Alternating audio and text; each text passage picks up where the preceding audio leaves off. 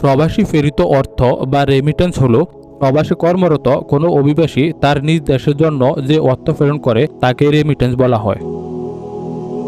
আরও সহজ করে বলতে গেলে প্রবাসে কর্মরত কর্মের মাধ্যমে দেশে যে অর্থ প্রেরণ করে তাকেই রেমিটেন্স বলা হয়। বর্তমানে রেমিটেন্স আয়ের দিক থেকে বাংলাদেশ ৯ নম্বরে রয়েছে। আর উপরের সারিতে যে দেশগুলো রয়েছে যথাক্রমে ভারত, চীন, মেক্সিকো ও নাইজেরিয়ার মতো দেশগুলো। তো আশা করি এতক্ষণে বুঝে গেছেন রেমিটেন্স কি। তো এবার চলুন রেমিটেন্স শাটডাউন কি সে সম্পর্কে জেনে নেই। বিদেশে কর্মরত প্রবাসী অভিবাসীরা যে অর্থ দেশে প্রদান করেন তা পুরোপুরি বন্ধ করে দেওয়াকে রেমিটেন্স শাটডাউন বলে।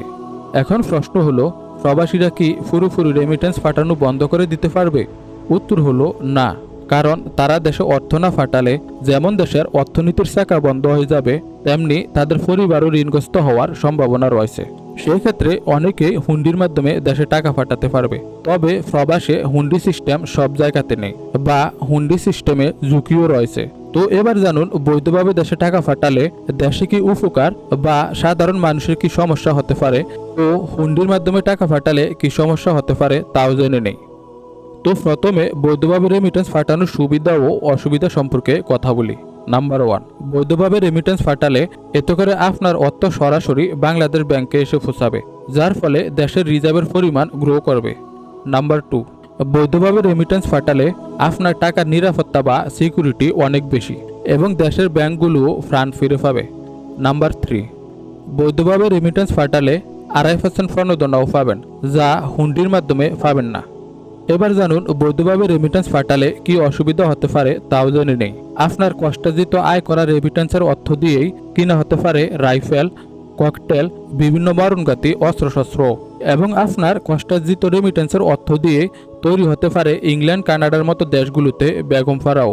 আর সরকার যদি এই অস্ত্রশস্ত্রের সঠিক ব্যবহার বা প্রয়োগ না করতে পারে, তাহলে ভবিষ্যতে এই ছাত্র আন্দোলন বা তার থেকেও আরও বড় যুদ্ধ হতে পারে। তবে সবকিছু বিবেচনা করলে বৈধভাবে রেমিটেন্স পাঠানো সবচেয়ে বেশি নিরাপদ। এতে করে ভালো দিক ও খারাপ দিক দুটোই রয়েছে। দেশে 5 দিনের জন্য ইন্টারনেট সেবা বন্ধ থাকায় ব্যাংক ও মোবাইলের আর্থিক সেবার মাধ্যমে রেমিটেন্স সংগ্রহে প্রভাব পড়েছে। এতে করে দেশের বৈদেশিক মুদ্রা রিজার্ভের উপর চাপ সৃষ্টি করতে পারে। তবে আন্তর্জাতিক মুদ্রা তহবিল IMF এর তথ্য মতে 30 জুন পর্যন্ত বাংলাদেশের রিজার্ভের পরিমাণ ছিল $21.78 বিলিয়ন, এবং জুলাইয়ে এসে শুরু হয় ছাত্র আন্দোলন। এতে করে বন্ধ রাখতে হয় দেশের সরকারি প্রতিষ্ঠান থেকে শুরু করে ব্যাংক ও বেসরকারি বিভিন্ন প্রতিষ্ঠানগুলোও। কারণ ছাত্র আন্দোলনের প্রভাবে একদিকে কারফিউ জারি, অপরদিকে ইন্টারনেট সেবা বন্ধ, আর কয়েকশো নিষ্পাপ তাজা প্রাণও জ্বরে গেল ও 12,000-এরও বেশি মানুষ ইনজুরি হয়েছে এই কোটা সংস্কারকে কেন্দ্র করে। এবং দেশের বিভিন্ন স্থাপনায় ক্ষয়ক্ষতি তো রয়েছে। শীর্ষস্থানীয় MFS সেবাদাতা প্রতিষ্ঠানের একজন কর্মকর্তা জানান, তারা স্বাভাবিক দিনে 5 থেকে 7 কোটি টাকা রেমিটেন্স পেলেও ইন্টারনেট সংযোগের ধীরগতির কারণে তা 80 লাখ টাকা নেমে এসেছে। অপরদিকে ছাত্র আন্দোলনকে কেন্দ্র করে অনেকে রেমিটেন্স শাটডাউনের ডাক দিয়েছে। এতে করে ধসে পড়তে পারে বাংলাদেশের অর্থনীতি, আর এর ফলে সরকার দেশ চালাতে ব্যর্থ হলে এতে করে পতন হতে পারে সরকারের। এমনটাই মনে করেন রেমিটেন্স শাটডাউনের ডাক দেওয়া প্রবাসী কর্মীরা। বণিক বার্তা নিউজের তথ্য অনুসারে ইন্টারনেট বন্ধ ও দেশব্যাপী সংঘাত, সংঘর্ষ ও কারফিউর প্রেক্ষাপটে চলতি জুলাইয়ে রেমিটেন্স পতনের আশঙ্কা দেখা দিয়েছে। 24 জুলাই পর্যন্ত দেশে রেমিটেন্স এসেছে মাত্র $150 কোটি।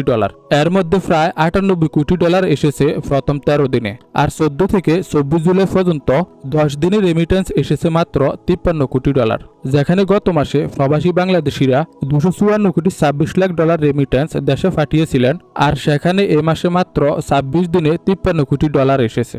ভিডিওটি শেষ করার আগে 1971 সাল ও 2024 সালে কোটা আন্দোলনে শহীদ হওয়া সকল যোদ্ধাদের প্রতি বিনম্র শ্রদ্ধা জানিয়ে শেষ করছি আজকের ভিডিওটি। আল্লাহ হাফেজ।